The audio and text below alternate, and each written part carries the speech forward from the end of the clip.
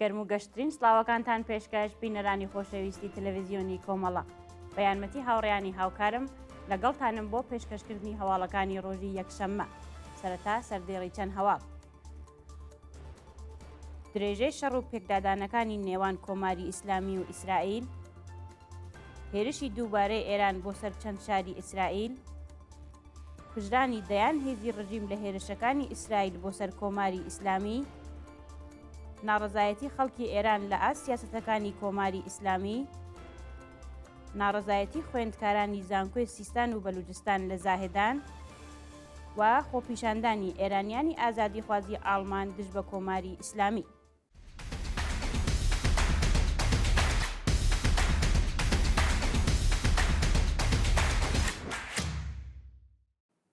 درێژەی شەڕ و پێکدادانەکانی نێوان کۆماری ئیسلامی و ئیسرائیل. شەوی شەممە و بەیانی یەکشەممە 24 و 25 جۆزەردان فڕۆکەکانی ئیسرائیل دەیان ئامانجیان لە 8 پارێزگای ئێران بردومان کرد و لە وەڵامدا کۆماری ئیسلامی بە سەدان موشک و پەهبادی هێرشی کردە سەر چەند شاری ئیسرائیل و چەندین کەس کوژراوە و بریندار بوون. بەپێی ئەو دیمەنانە لە تۆڕە کۆمەڵایەتیەکان بڵاوکراوەتەوە وزەخانەی ماهی دەشت، پادگانی ئیمام حەسەن و بنکە موشکی کرماشان بە چڕی بردومان کراوە. هەروەها بنکە نیزامیەکانی ڕژیم لە کەنگاوەر، جوانڕۆ، پاوە، داڵاهوو و ئەسەداباد کراوەتە ئامانج. لە شاری تەورێز بنکە موشکیەکانی سوپای پاسداران خاپور کراوە و لە شیراز کارخانە ئەلەکترۆنیکیان سائێران بردومان کراوە. هاوکات لە بەندەر عەباس فازی چواردەی پتروشیمی عەسەلویە و دوورگەی خارک بە پەهباد کراوەتە ئامانج و ئاگرەکە هێشتا نەکوژاوەتەوە. لە سمنان، شەهریار، کەرەج و شاری ڕێی چەند سیستەمی بەرگری سوپای پاسداران بردومان کراوە و کارخانەی کالا، دەرمانسازی بەرەکەت و بینای وەزارەتی بەرگری لە تارانج بە ئامانج گیراوە. لە شاری تاران چەندین ناوچە لەوانە کۆگای نەوت و بەنزینی شەهران کراوەتە ئامانج و هێزەکانی ڕژیم هوشداری چۆڵکردنی خانووەکانی دەوروبەری ئەو پاڵاوگەیانە دەرکردووە. هێرشی دووبارەی ئێران بۆ سەر چەند شاری ئیسرائیل. سەر لە بەیانی یەکشەممە 25 جۆزەردان سوپای پاسداران لە ڕێگەی هەڵدانی سەدان موشک و پابات چەند شاری ئیسرائیلی کردە ئامانج و لە ئەنجامی ئەو هێرشانەدا چەندین کەس کوژراوە و بریندار بوون. بەپێی راپۆرتی میدیاکانی ئیسرائیل، شارەکانی حەیفا، تەلاویو، تەمرە، یافا، ڕامەڵا و ئۆرشەلیم موشکباران کراوە و لە ئەنجامی ئەو هێرشانەدا 10 کەس گیانیان لەدەستاوە و بەلانی کەم 25 کەس بریندار بوون. هاوکات ئەرتەشی ئیسرائیل کۆبوونەوەی بەرپرسانی حوسیەکانی یەمەنی کردووەتە ئامانج و ژمارەیەک لە فەرماندە نیزامیەکانی حوس لەوانە محەممەد غەماری سەرۆکی ئەرکانی چەکدارانی ئەو گروپە کوژراوە. کوژرانی دەیان هێزی ڕژیم لە هێرشەکانی ئیسرائیل بۆ سەر کۆماری ئیسلامی. بەپێی زانیاریەکان ئاماری کوژراوەکانی ئازەربایجانی شەرقی بۆ 31 کەس هەڵکشاوە و لە شارەکانی دیکەی ئێران بەدەیان چەکداری ئینتزامی و سوپای پاسداران کوژراوە و بریندار بوون. بە وتەی سەرچاوەکانی هەواڵ، 2 پاسدار لە زەردەندیەی عێراق، عەلی زەینەلی ئەندازیاری سوپای ئیسفەهان لەگەڵ بنەماڵەکەی، عەلی هاتفی سکرتێری پارتی دەنگی ئێرانیان لە ئەسەدئاباد، سەرگورد جەبیبوڵڵا ئەکبەریان و ستوان ئەمیر حسەین سەیفی لە هەمەدان، دکتۆر عەلی باکووی کەریمی زانای ئەتۆمی لەگەڵ بنەماڵەکەی لە تاران، سەردار خوسرەو حەسەنی جێگیری زانای هەوافەزای سوپا، 6 چەکداری سوپا لە تیپی 57ی لوڕستان، 31 چەکداری سوپا لە ئازەربایجانی شەرقی، 30 چەکداری ڕژیم لە کرماشان، سەرگورد مستەفا قاسمی و سەمەد شەهریاری ئەفسەری باڵای سوپا کوژراون و بەدەیان کەسی دیکە بریندار بوون. ناڕەزایەتی خەڵکی ئێران لە سیاسەتەکانی کۆماری ئیسلامی. بەپێی ئەو دیمەنانەی لە تۆڕە کۆمەڵایەتیەکان بڵاوکراوەتەوە، دانیشتوانی ناوچەیەکی ئەهواز دژ بە کۆماری ئیسلامی ڕاپەڕیون و لە شاری تاران خەڵکی وەزاڵە هاتوو دژ بە ڕژیم دروشمیان بەرز کردووەتەوە. بە وتەی سەرچاوەکانی هەواڵ، خەڵکی یەکێک لە گەڕەکەکانی ئەهواز لەسەر شەقام خۆپیشاندانیان کردووە و دژ بە کۆماری ئیسلامی و عەلی خامنەیی دروشمیان بەرز کردووەتەوە.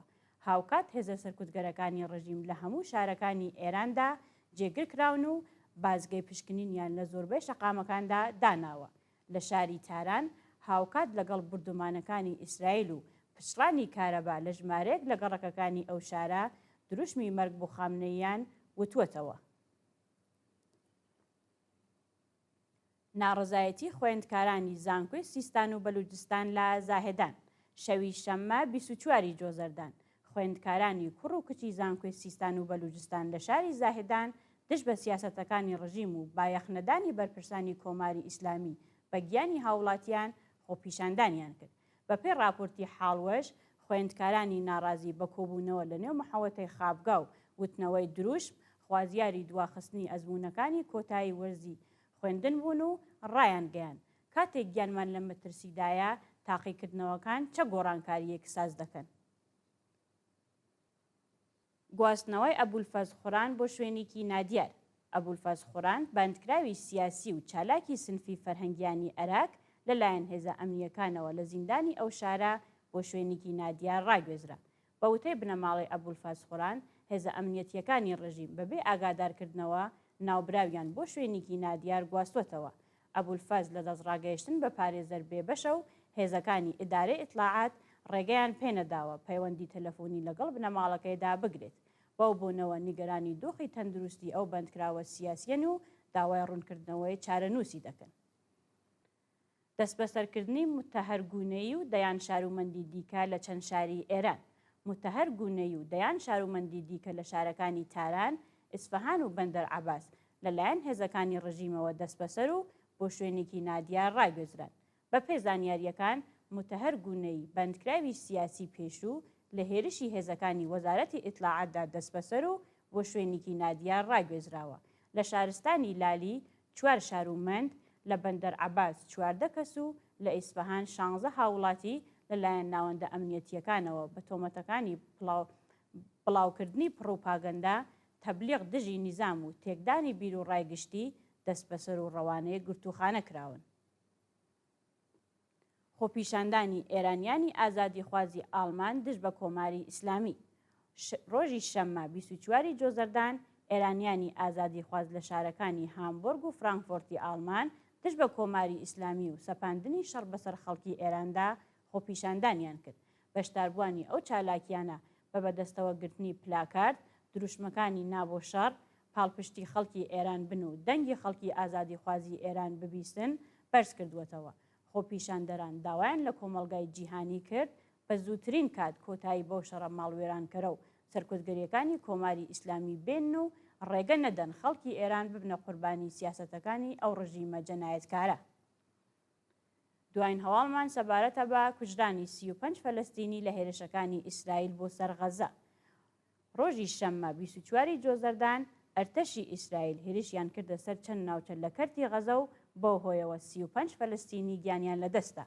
هاوکات لەگەڵ بردمانی بنکەکانی سپای پاسداران لە ئێران، ئەرتەشی ئیسرائیل درێژە بە هێرشەکانی بۆ سەر غەزە داوە و لە ئەنجامی ئەو هێرشانەدا 35 فەلەستینی گیانیان لەدەستاوە و بەدەیان کەسی دیکە بریندار بوون. بە وتەی ڕێکخراوەکانی مافی مرۆڤ، سەربازانی ئیسرائیلی بە ئەنقەز لە ئاوارەکانی فەلەستینی لە بەردەم ناوەندەکانی دابەشکردنی یارمەتی مرۆیی دەکەنە ئامانج و کۆمەڵگای جیهانی ئەبێ کۆتایی بۆ کۆمەڵکوژیە بێنێت. بەڵێ بینەرانی خۆشەویست، هەواڵەکانتان پێشکەش کرا. هەر شاد و ئاسوودە بن.